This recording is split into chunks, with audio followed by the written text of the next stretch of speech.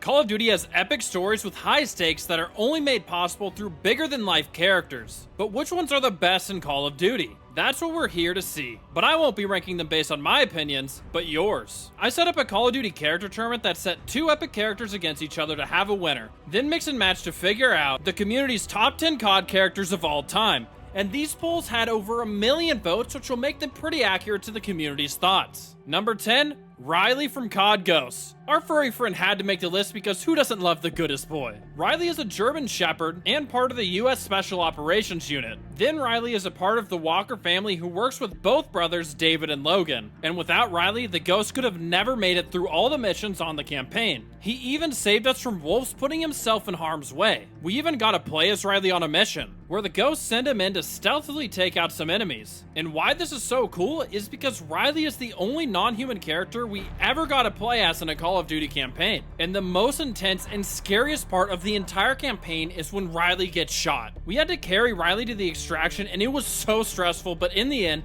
the goodest boy lives and gets to rest and recover the rest of the Ghost story. 9th, Simon Ghost Riley. From one Riley to another, Ghost is one of the most iconic characters from all of Call of Duty. He brought a bunch of mystery to the original Modern Warfare 2 campaign, and the community immediately loved him. He's a hero with a tragic story. Before Modern Warfare 2 was released, Infinity Ward actually released 6 comments about Simon Ghost Riley, giving us his story. We found out that he wears the mask because of his friend who died, and he's honoring him. His story talks about his childhood in Manchester with his abusive father. And to get away from his dad, he became a member of the British SAS, becoming a top-tier soldier. Once he's done and comes home, he talks to his mother about having PTSD and seeing ghosts. But his story gets so much worse with a villain he fought coming to his home and killing his entire family and framing Simon. He eventually gets his revenge, killing the people who did this, and burns a building with his dog tags in it to fake his own death and only leave a ghost behind. He then joins Task Force 141. This is the part of the story everyone knows about, and it doesn't get any happier. Ghost goes on important missions where he has to torture people for information, save hostages, and even rescue Price from a Russian gulag. But then the team has to split up looking for Makarov, and Ghost gets to travel to an estate with Roach. Once they break in, they found out that Makarov isn't there, but they gather intel before trying to evacuate to General Shepard in one of the most shocking and tragic events in Call of Duty ever. I think it's better to show than say what happens. You have the DSM. We got it, sir. Good. That's one less loose end. No Call of Duty player has ever forgotten this moment, and Price tried to tell him that Shepard betrayed them, but as you saw, it was too late as they go up in flames. I think if Ghost's backstory was told in the games, I have no doubt he would have finished higher on this list. Ghost is a tragic hero we will never forget. If you guys could quickly like the video, because this took over 3 months of polls to get the results for this video, and by liking it, you'll let me know that you want to see more of these videos, and we can get some more community rankings. I appreciate it. 8th, Ethan from Infinite Warfare. A robot that not everyone trusted and liked, but always a brother to his comrades, especially Nick Reyes. As we go farther and farther into the campaign, we learn that Ethan is more human than most people. He makes jokes. Full company, sir. I mean, they're idiots, but they can fight. Gets scared, has real bonds, and is always trying to protect and save his friends. And like many characters on this list, he doesn't get a happy ending. Infinite Warfare has one of the saddest final missions, and it would have certainly ended in failure if Ethan did not sacrifice himself. In the credits, we get a final message from Ethan to tug at our heartstrings. You've given an order from which there is likely no return. Today was one of the worst days in history, and forgive me for saying it, but it was the greatest day of my life. I did everything I was trained for and more. Together, we fought the good fight. Over Titan, you said we were brothers. I always wanted to know what a family really is. Now I do. I'm happy that Ethan made it onto the list. If you want to see more of this content, please subscribe, and I'm also doing a face reveal at 100K, which we're only about 10,000 subscribers away from. So please hit that button.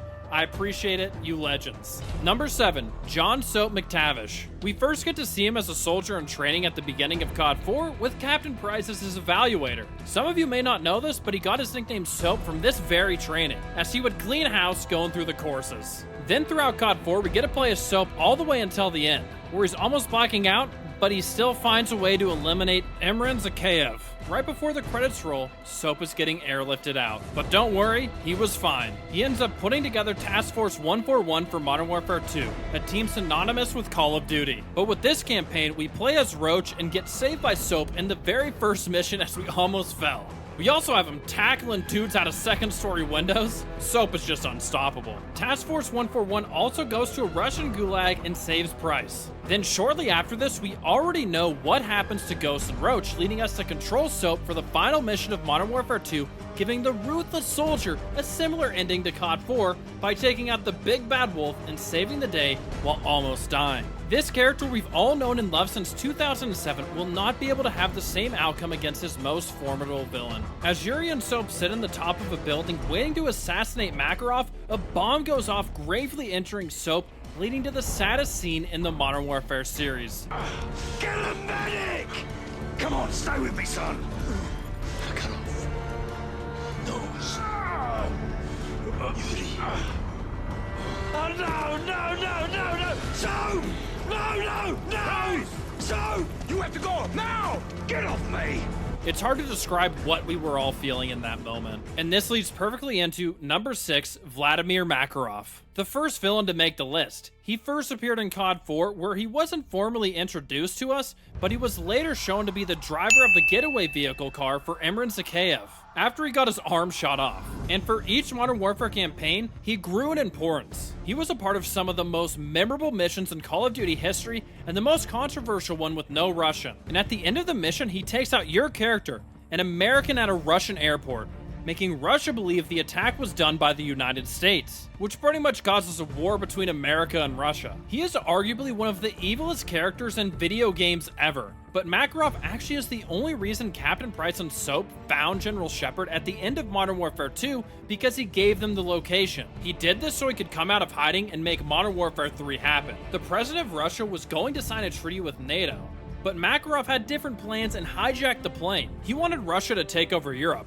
and he released chemical bombs all over Europe. We have never seen a villain like this in Call of Duty outside of Makarov, because he has zero care for innocent people and will use them to accomplish his goals. He is a big reason why the Modern Warfare campaigns felt like they had so much at stake for the world. Yuri and Price managed to save the Russian president and find out where Makarov is. Then they're ready to get revenge for Soap. The final fight between Makarov and the 5th best character, Captain Price, is epic. But just before we get there, let's look at the Captain and why he is an iconic character. The first thing I want to say is I'm shocked that he didn't finish as a top 2 or 3 character. I thought he was locked into one of those spots. He has memorable quotes. History is written by the victor. History is filled with liars, because all you need to change the world is one good lie and a river of blood.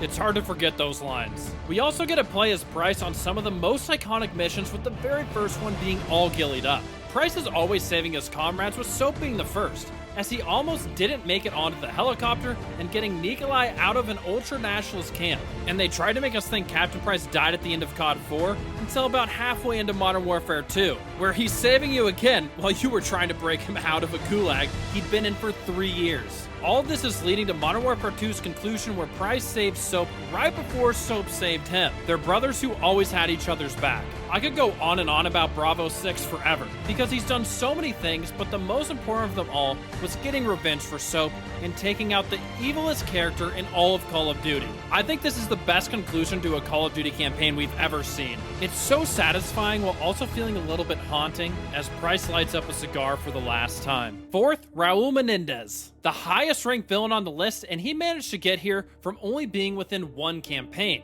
Black Ops 2, which shows you just how well written he was to leave such a big impact on the community. The reason for this is because they gave us his backstory, helping us to understand why he became a villain. He grew up surrounded by war, and Americans were on the opposite side, which started Raul's deep hatred for the United States. Then a giant earthquake happened in Nicaragua that made his family lose everything, but the tragedy didn't stop there for Menendez. Less than a year later, his sister got horribly burned and disfigured in a warehouse fire. But what some of you may not remember is that the warehouse was burnt down by an American owner to collect $11,000 of insurance fraud. For $11,000, his sister got disfigured and maimed for life. Now it's starting to make sense why he hates America. He then started a cartel with his father, which gave him great power and led to him being one of America's most wanted criminals. And you know how Menendez lost an eye? He got it shot out by good old Alex Mason, an American. Then Menendez runs into Mason and Woods in his compound. When Woods sees Menendez, he gets pissed and tossed a grenade at him, but it missed and went into Josefina's room, killing her.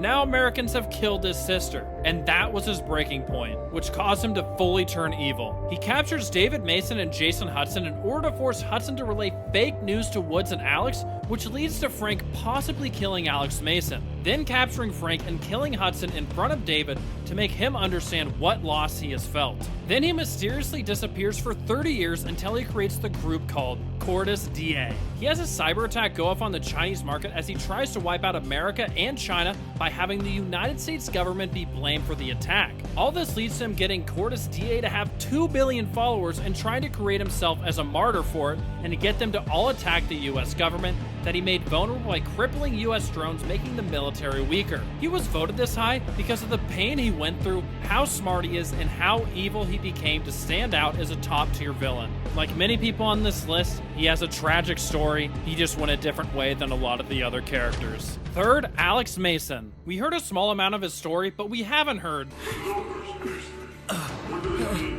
What do they mean? Before we get to that, let's start like Black Ops 1 did. We see Mason tied to a chair. Then in typical Treyarch campaign fashion, we are weaving in and out of time where we don't know exactly how all the pieces fit together. We're going to start off by taking out a fake Fidel Castro, which we later find out is Castro's with Nikita Dragovich, where we're sent to Vorkuta prison. This is where Mason meets our old friend, Viktor Reznov, who helps us escape on an incredible mission where only Mason makes it onto the train. After that, he gets back to the Americans where he meets Jason Hudson and JFK, and they're giving him orders to take out Dragovich.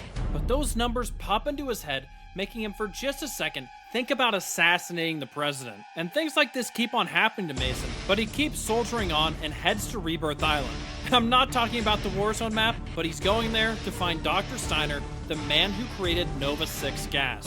When Steiner gets scared for his life, he tries to tell us what they did to Mason. But what we find out is that Reznov was never there after the Vorkuta prison escape, and it was always only Mason, which leads us to learn Hudson was always the person interrogating Alex about the numbers. And those numbers were put into Mason's head from Steiner and Dragovich trying to make him assassinate JFK. But luckily, Reznov reversed the brainwashing and made Mason brainwashed into killing Dragovich and Steiner instead. And in the end, he succeeds. Then when he tried to retire to spend more time with his son David, he gets brought back into action with Menendez.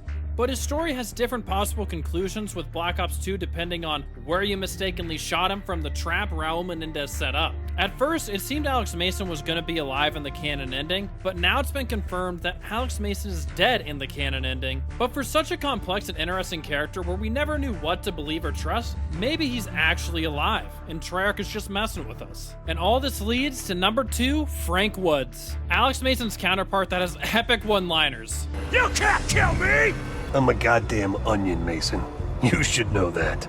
I mean, who doesn't love Frank Woods? He's more fun than Mason, which is why I think he finished higher on the list. He's simply a badass who goes above and beyond to protect and serve. And a fun fact about Woods is he's fluent in Russian. It's impossible to talk about other characters without talking about Frank Woods, which is why you've heard little things here and there about him throughout the video. So why not start with an epic moment where him and Mason have to play Russian roulette before having an unbelievable escape and they steal a gunship to head to Kravchenko's compound. I mean, this is just insane. And when they get there, Woods saves Alex Mason, and we think he dies a tragic hero, because when he's taking out Kravchenko with a knife, a frag gets pulled as he jumps out a window with him, it explodes. But it turns out he's alive and is the main reason Mason came out of retirement, because Woods was in trouble from being captured by Menendez. And when Mason found Woods, he was nearly dead in a shipping container, surrounded by other dead soldiers, which is why Woods lost it when he saw Menendez accidentally killing his sister. Everything ties together. This is why Raul specifically goes after Alex and David Mason along with Frank Woods. After he tricked Woods into killing his best friend, he takes out his kneecaps, putting him in a wheelchair the rest of his life. It's almost as if happy endings do not exist in Call of Duty campaigns. Before we get to number 1, let me quickly give you the characters who just missed the cut, with 11 being David Mason, 12 being Kyle Gaz Garrick, 13 Russell Adler, 14 Jason Hudson, and 15 Jonathan Irons. Do you think any of these characters should have made the list over someone? Let me know in the comments. Now, for the top voted character in Call of Duty history, Viktor Reznov. He has something in common with Frank Woods. Epic lines of dialogue. Mark my words, comrade. One day things will change. We will take the fight to their land, to their people, to their blood. We heard some of his story tied with Alex Mason in Black Ops 1, but not the World at War part. Quickly, a fun fact about Reznov is he was born on 420, and there is zero chance Treyarch did that by mistake. He absolutely despised the Germans in World War II, in large part due to them slitting his father's throat in his sleep, which I think is pretty understandable. And Reznov essentially gets the best scene in Call of Duty history, taking out a German soldier and raises the Soviet flag with Dmitri. And we even got to play as Reznov in a throwback Black Ops 1 mission under the villains Dragovich and Kravchenko, which we find out he actually hates them. Then the unthinkable happened where Dragovich meets Steiner and is testing out the Nova 6 gas on the Russian soldiers, including Reznov, but he gets saved and escapes shortly before being captured and throwing into Vorkuta prison, which is where he meets Mason and eventually reverses Alex Mason's brainwashing to be focused on eliminating Dragovich and Kravchenko. You know, let me just play the clip. My name is Viktor Reznov, and I will have my revenge! I mean, how awesome is Reznov? Even though he died in the Vorkuta prison escape because he never made it on the train, Reznov got exactly what he wanted. Revenge.